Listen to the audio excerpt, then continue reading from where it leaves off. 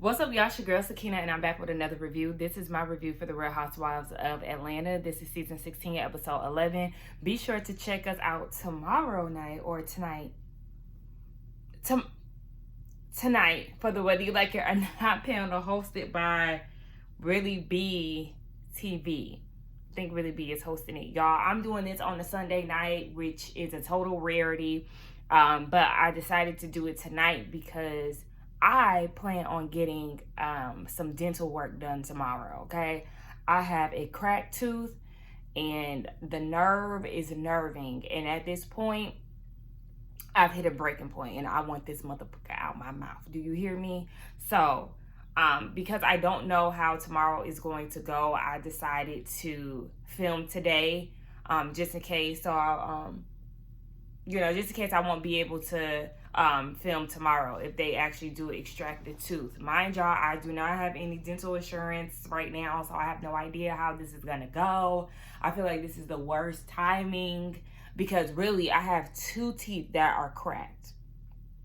It's the same tooth on different sides of my mouth, and this one's been cracked for a minute, for like years, but now it's to the point where I can't deal with it. And I don't deal with tooth pain. So I'm like, yeah, I went to the dentist earlier this week. They gave me the runaround pretty much. Or not the runaround, but they did give me some x-rays and made sure there wasn't any infection. So I was good to go there, but that was it. And then for all the work that I need done, them folks wanted $10K. Now, for that visit, it was like $240. But for everything that, is supposed to be done, this is like a holistic dentist, and they want $10K. Yeah, because I just casually have $10K to blow on now. At this point, I'm going to go to my, traditional dentist and see how much they charge just to get it extracted. But we'll see, y'all. So, yeah, that's the reason why I'm filming tonight. But, and I'll be filming on Sunday night next week too, because next week my little brother is graduating from high school. And so I need to be there for that. So I'll probably film on Sunday night as well. I also want to give a shout out to all the new subscribers. I truly appreciate y'all being here with me, as well as the OGs. I always have to shout out the newbies and the ones who've been here since day one, in the middle, and everything else. I truly appreciate it. I see the numbers are climbing up there. The engagement is getting up there. So please make sure that y'all comment below. Tell me what y'all thought about the review and the episode. Like, let's interact, let's engage with each other, because I do want my YouTube channel to continue to grow. So I just wanted to say that I appreciate y'all. Thank you for all the love and support. But let's go ahead and get into it. So it opens up with Angela Oakley. She's out with Mr. Charles Oakley. They're out eating. At this point, I'm over the whole I don't even know what to call it, but I'm over the way that he interacts with her. Because we see them in the confessionals together. Production asked, "Do you love Angela?" And he never said, "Yeah." I don't like stuff like that. Like, at first, because Angela said that their love language is going back and forth. He said it's not, but proceeds to go back and forth with her. Like, if that's how y'all show love, shit talking and all of that, okay, whatever. But if somebody is asking you if you love your wife and you can't even give a yes or an of course, then I find a problem there. And I know a lot of people will worry, feeling like people are going to start dissecting their relationship and everything. But when he's giving things like this, then what are people to do? Like, I was so repulsed by this whole conversation, by his whole interaction. It was more so him than anything. And I know a lot of people feel like, oh, Angela's identity is wrapped up in Charles, and I thought that was going to be the case on episode 1, but it really doesn't seem to be that way. But I'm just not really feeling him. We learned that, yes, he is a retired NBA player. He still gets NBA checks, but he's also a coach for the Big Three. And he has about like 3 car washes in New York. So, the money is still flowing in. She said that he's a busybody And then they get into the conversation of her family and how she needs to have a conversation with her sister. She feels like it's time. She doesn't like the way that her sister addressed her daughter, over a house that she put them in. And, she's giving them all these skill sets and, put them up to be in a good position. Just because you got her the house, it doesn't mean that your daughter is a saint, because I do feel like your daughter is a piece of work. Like, you can't tell her anything. And I said that when she was when she was telling them about the conversation that she had with her aunt and her grandma. So I feel like, yeah, your daughter probably is disrespectful, but I don't know their dynamic because they've clearly been distant for some time. And so Charles is like, you need to remain distant, because he's been in that situation before and he just keeps going the other way. But she wants to have the conversation. And so we just don't know what it's going to look like. But Charles is like, look, my family was Tyler Perry before Tyler Perry. So he might know a thing or two when it comes down to this drama pertaining to family. But Angela, she want to work it out. I love Angela in that confessional. She looks so pretty with the red and the bob. Like, she's just a beautiful woman. And girl, listen, I don't know if I could take your husband, because he really starting to tap dance on my nerves when it comes down to you. All right, so we got a scene with Cynthia and Shamia. Cynthia finally, has a unit that looks great. And so she's telling the bartender to pour her up, baby. She done had a night. I said, Cynthia, somebody pointed out that Cynthia been drinking a lot. And y'all might not be wrong with that. But anyway, Shamia gets there and she's like, the night before just drained her, the Pampered by Porsha event. And so she said before the event, she had told her mom that she just feels sad, and she asked her mama to pray for her. And she said it was just a really long night, and she started to cry as she's talking to Cynthia. In her confessional, she's saying that she would have preferred Porsha to have a private conversation with her rather than have a conversation in front of the ladies. But I'm like, Shamia, you kind of initiated that whole thing. Like, I don't know if she forgot that part, but you started to talk to Kelly while everybody was in meditation and everything. And then Kelly pushed, the conversation between the two of y'all to be had in front of everybody. You could have said, I don't want to talk about this with you all. I feel like y'all have done enough with being involved. This is a private conversation that me and Porsha need to have. And then y'all could have either went and had the conversation privately at the event, which was not the time. But if y'all felt like it was, it could have been done then. Or y'all could have had a sit down, in which we'll see at some point in this episode. But both of y'all have had these conversations with the ladies, and these ladies have now brought it to the forefront. And so there's already issues between you and Porsha, but the ladies have definitely stirred the pot a little bit to shake things up. And it's not, I don't like the fact that people are making it seem as if it is the ladies' fault. No, they are, pretty much instigating the situation, but there was already situations there. There was already, some animosity, some undercover pressure between the two of them as is.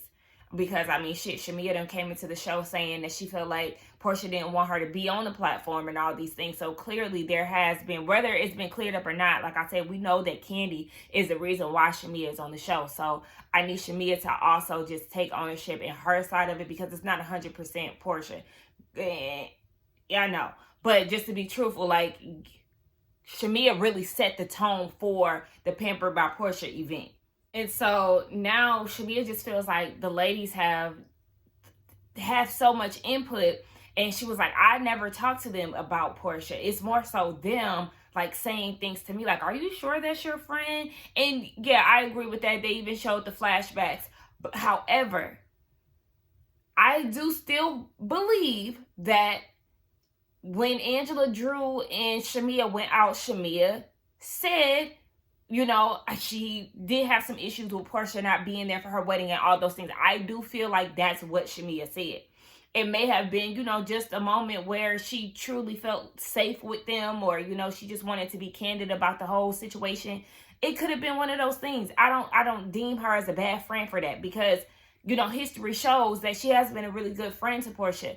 But it's like, Shamia, you did say these things, and it's okay if you said it. Like, it's okay. If you still have some issues with the things that she's done, whether y'all moved on or not, it's okay. But, like, it is what it is. And so, Cynthia's like, it kind of just, the way that y'all are, it reminds me of the way that her and Nene were. I already knew, because she was trying to be discreet in the scene. Like, y'all's dynamic is making me think of a friend that I had in this group, girl Nene, because then she ended up saying Nene's name in the confessional. We already know. And she said it's just weird how you could be so close to somebody at one point and then, you know, be around them amongst the group and y'all not talking. Trust me, I know about situations like that, so I understand where you know, Cynthia's coming from, where it feels like you're just, you know, somebody so well, and then y'all are no longer friends, and then it's like y'all operating as strangers. It's weird. So, Shamia then brings up that Porsha says that sometimes it is hard to be her friend because her mom just feels like, you know, she doesn't really know how to accept Shamia. And then that's when we learn that their moms used to be friends. Porsha and Shamia's moms used to be friends. And like besties, the same way that Porsha and Shamia are. But they fell out. Shamia didn't want to say why. Production said, why did they fall out? She said she's not going to talk about it. But allegedly, I had seen it on the Twitter that there's some rumblings around that maybe Miss Diane stole Shamia mama man. And then we also know that Porsha said on, what was it, Saturday night, that she watched tonight's episode, and basically Shamia need to tread lightly when it come down to it, but then she deleted it.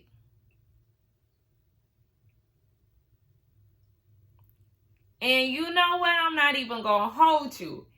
If this is the situation, I don't put anything past Porsha's mama. Look how Porsha act. Anytime we see Porsha's mom, she's always condoning the BS. Super supportive of, you know, Porsha's every move. Never giving her the side eye for baby nups and moving fast with a man who got, you know, 11 women around Atlanta tatted on him. You know, all these things. Simon was supposed to be her supporter, you know, protector, supporting that BS in itself. Like, that was crazy.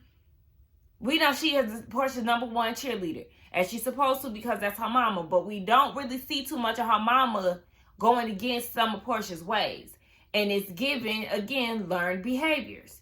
Apple not falling too far from the tree. And we had already been side-eyeing Miss Diane for the way that she tried to make Shamia look earlier this season, when she said you got to be mindful of the dog that brings you the bone. Because, again, we've seen Shamia be nothing but a loyal friend to Porsha. So what would make you say that, Miss Diane? And then we already see you. And then we know that now this is a factor in y'all's relationship, that her mama really don't see it for you because she allegedly did your mama wrong. It's a mess. It's a mess. Cause what? Cynthia, Porsha, and Angela, they go bowling. Angela's fine. Okay. I don't know. I just kept staring at her and it seemed like, girl, okay, with the little corset top and the half up, half down. Like, I don't know. She was just giving me a look. I wasn't really too fond of her jeans necessarily, but she was cute. I think if she would have gave more like a loose, not like a skinny jean, but a different jean, then that would have sealed the deal for me. But she is so pretty to me. So Porsha and her big booty. I don't know if y'all seen her. I know she got a boob job recently, but it looked like she might have did something with her waist too, because now her ass looks like a literal shelf. Like, you can sit a cup on her booty for real. And I'm like, girl, your body used to look, you know, portioned. But now your ass looks fake now. I don't know, but I don't like it. But anyway, Cynthia keep acting like Portia's ass is just so big. Cynthia, you have a big booty too. Like, I don't know why she keep doing that. Cynthia got ass. Nonetheless, they bowl or whatever. Then they sit down and have a conversation about PJ and how she's been so clingy towards Porsha lately, asking where she's going and stuff. And Portia's realizing that she's used to her mama being in the house and all of that, but now she got to go out and get a job. And so that's why she's away so much. I said, is that why you got this au pair? I don't know. But anyway, she then asked about Simon. PJ had asked about Simon, where's my papa? And so this prompts her to call Simon again, and he left her on red. So why are you lying to Pilar and saying that he's at work? Y'all are breaking up. You saying that he's at work sound like you was willing to move forward with him, and you're keeping the door open just in case y'all reconcile. And so to not make things final, you're saying that he's at work and eventually he's gonna come home. Girl, this man is currently detained. You said that you wouldn't get back with him when Angela asked at Shamia house. You said that you wouldn't get back with him because he said that your mama was in cahoots with you, allegedly or whatever, breaking into the house. This is not adding up. This does not make sense, and I'm over it. Like, stop talking about your daughter asking about him. Say that y'all broke up and you done with him. Like, it's strange to me. So then they start talking about her relationship with Shamia. Cynthia was like, I was telling Shamia maybe, Porsha just needs a break. Porsha talking about, I'm already going through a divorce. I don't want to go through a divorce with my friend right now. I'm not 100%, what my friend needs me to be at the moment. You could wrap that up. You could wrap that up because we've seen you in positions where you've been an asshole to Shamia when you were in a happier space. So, I don't want to hear all of that. That's a cop-out to me. Girl, okay, but she does want to talk things out because at the end of the day, Shamia is her friend. Okay, that's cool. But we not going to sit here and just be like, oh, she's going through a divorce. That's the reason why she's doing what she's doing to Shamia. No, because you've been showing your ass towards her and giving her your ass to kiss throughout these times. So what's next? Drew and Ralph. She's on the phone with her mom, FaceTiming her, and she's saying that Ralph is now trying to have,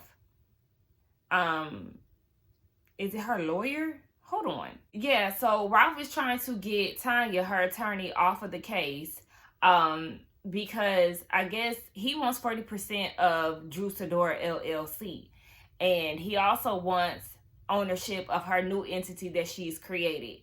To basically, I guess she created a new one to get him out of her pockets because he still hasn't turned over his finances. And it's like, how is he allowed to not turn this stuff in? I don't understand that. If y'all had a court date that was designated to him turning in his finances, why wasn't that turned in? I don't get that. Now, I know when Simone and them was going into their public records, I guess Ralph had loaned her some money to create a LLC or something like that, and she never paid him back. I don't know. I don't care. But what I do care and what I do care about is the fact that Ralph is trash. Why are you trying to take money from her? Why aren't you paying child support for your children? According to Drew, he makes so much money, but are you sure? Because he's in your pockets and he hasn't turned over any paperwork. If he got some money, wouldn't you think that he would be gladly, turning those papers over? I don't know. It's just weird. He's weird. He locked her out of the house. It was like 1 o'clock in the morning. He didn't turn off the security stuff. Her code wasn't working. She had to go to a hotel, and then he was able to get in through the basement and then let her through the house. So he's still using his little technology schemes to control you too.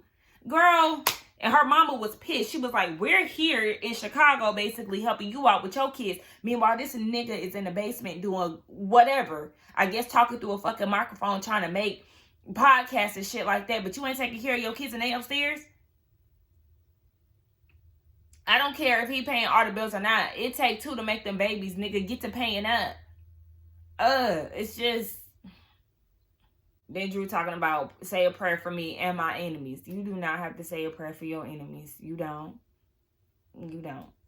So then we get the scene with Angela and her mom. Her mom name is La Margaret. I said, okay, La Margaret. But she said that it's just an honor to take care of her mom and they're really close and all these things. So as they sit down and talk, her mama tells her that she's moving into a new house. And Angela is like, well, what happened to the house that I bought you? Now, the house that she got for her mama was damn near $500,000. And so she feels like this is all going in vain. But her mom says she bought a new house because she wants to feel more self-reliant. And I said, it could be that, because I know she said that her mom struggled with mental illness and she took herself off of medication and all those things. You know, she's trying to better herself. So it could be that. And then a part of me is also feeling like they don't want to be under the Oakleys control anymore. That being Angela and Charles. Because we know that Charles was taking care of them too. Remember, she told Brittany that he was the one that was fronting the bill for this stuff. And that's the reason why she was so conflicted. Because it's like, how can I do for my family, but then my mom don't get along with my husband, and my husband is the one that's paying for all of this. And then it's also probably because living with their daughter was becoming too much as well. She in the house, and then she also, the daughter was probably throwing out, my mom bought y'all this house, my mom got you this car, because when her daughter was talking to Angela, she kept saying these things that you bought them. And so they're probably like, we don't need this shit. We don't need to constantly be reminded of the things that y'all have done for us. And if it's going to be that way, then baby, we can go and get our own shit. That's what it sounds like to me. A bit of both. Angela also feels like her mom didn't have her back when it came down to her sister getting in her daughter's face. And her mom was like, I didn't say nothing because I was in shock. And Angela feels like, well, that just brings me back to, I guess, like maybe childhood where she didn't have Angela's back. I don't know. But it's like, Angela, now that kind of just makes me think about her and Charles' dynamic and how she says that he's always playing devil's advocate. How it seems like he never has her back. From what we see, he always is like, now, why would you do this? Why would, like, he never really team Angela. And maybe she's viewed that as a way of like, that's how it's supposed to be. I don't know. And maybe she's trying to get out of that as an adult. I'm not sure. I don't know. But you might need to start checking him. Like, I don't know. Something got to give though. But her mama was like, because Angela was like, well, you did have my back when it came down to Charles that day. Charles and her mom got into it because she said something about some cleaning up. Charles had said your daughter needs to clean up, and her mom just felt like she had enough and she had blew up. And Angela was like, yeah, that one thing that led to 3 years. So I know I was saying, because apparently, y'all, listen, I understand that I was very loud and wrong when it came down to the whole Charles having a baby on her. Okay, I had discovered on the panel later that night that Charles Jr. is a grown man, and that Angela has her daughter and her son, and then Charles and Angela have a daughter together. So there is no baby, no mystery baby amongst their family. I was loud and wrong, so my bad, Angela. But it still kind of gives that the mom was probably upset because of his infidelity or something. It's not just the whole cleaning thing. Something happened that built up, which made the mom go off like that. Either it was his smart mouth, how he talks to Angela, or it was like infidelity. I feel like it's one of the two. Something that just made her feel like, now, you ain't about to be talking to my daughter like that. Or talking about my daughter like that.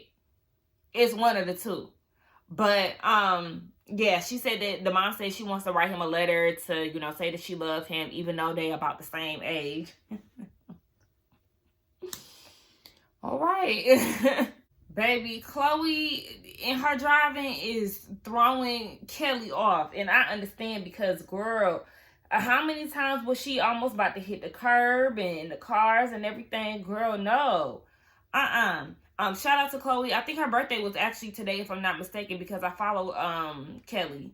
So she turned 18 today, and she I think she's going to Spelman. Yeah, so we love to see it. We know that Chloe said that she wants to help out with the restaurant. The Sandy Springs location still ain't up to par as of yet, but Kelly does want to have some interviewings and all of that. I say interviewings now. Is it done? Can the restaurant even go in? Like, girl, huh? I don't know. But we already know with the Sandy Springs location, she ain't even been paying the rent on that. So, baby, you got to focus on that first. She had an event a few weeks ago down at Nana's. Like I said, that's in my neighborhood. That's the next exit over or whatever. But I'm like, now I know she had an event the other day. I told y'all this is in my neighborhood, Nana's. And I wanted to go. I know that location is small. I was going to go with Scotty, but I think that was the weekend of the Boss Baby Awards, so we decided not to go. But I do, next time she have a little event, I think I want to slide through or whatever. Or even not. Even, you know, if me and Scotty got some time, we'll go down there and get a little piece of something. But anyway, yeah, she's trying to get that whole restaurant thing together. Girl, we'll see. You must be delusional. That song is really cute. And so we see her, we see Drew with her mom. Her mom has come into town because all the things that have been going on.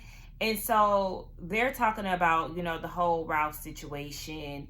And her mom was like, yeah, I haven't spoken to him, but I do believe that, but I did tell him that I think that y'all's living arrangement and the court's decision to have y'all living this way is crazy because it's not helping the kids mentally. The kids is bad as hell. And if I can't control a kid, then that's a problem because they ain't even listening to me no more.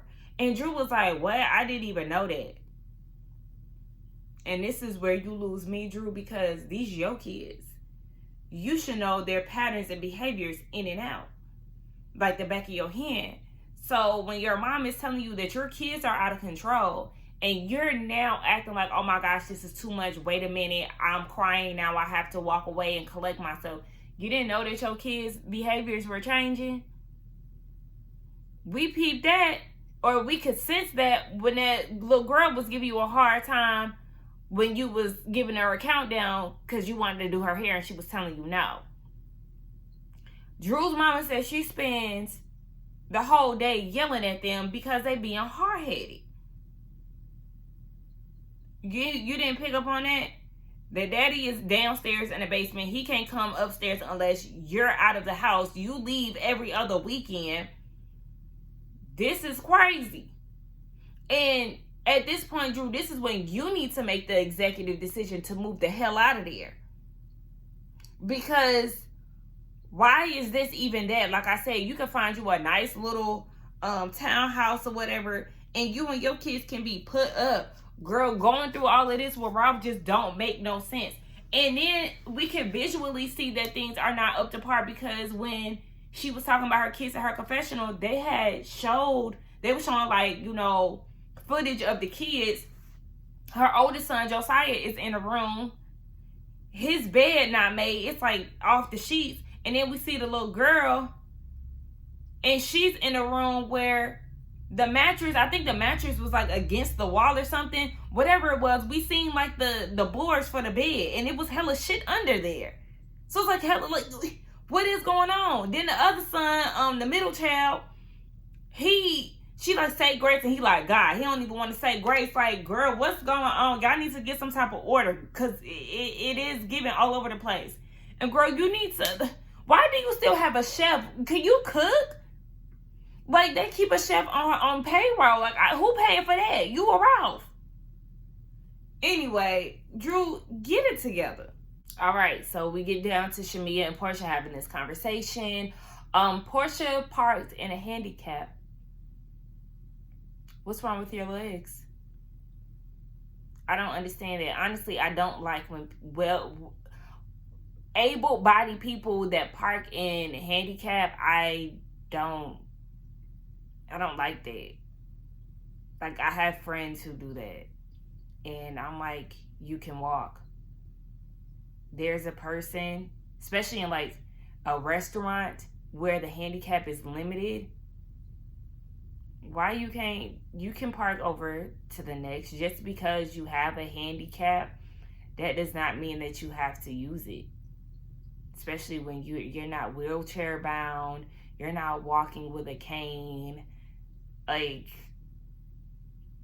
and then I'm also very mindful of things like that. One, because of other people, and then two, if that's like speaking that into existence. I'm not handicapped. I'm not parking in a handicap. I'm gonna take this walk. I'm gonna park a few parking spaces down, and I'm gonna walk. Just because I got handicapped, that don't mean I'm gonna use it. So yeah, I'm giving her the side for that. Shamia got her booty out in them people's chair. That's it. Okay, booty.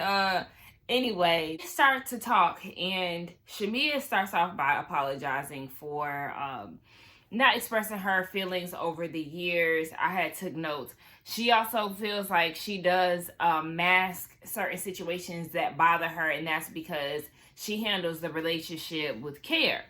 And she doesn't like the fact that things are being discussed amongst the group. But it's like, yeah, you can't say that you don't like that things are being discussed amongst the group when you are entertaining certain conversations with said group. Because like I said, my feeling still remains that, yes, she, expressed that she did feel hurt by, Porsha not bringing up things. I mean, not coming to her wedding and all of that stuff. But it also could be, just a mix of the women, like, well, how did you feel about that and all of that? So I feel like it could be both. She often feels dismissed by Porsha, with Porsha talking over her music, and also Porsha making petty posts. And I'm like, okay, well, what kind of posts is she making? Are these posts like towards you, or is it the fact that she's posting Drew's music and not posting yours? Like, what is it? I don't know. But Shamia feels like Porsha took the information that the lady said and really ran with it.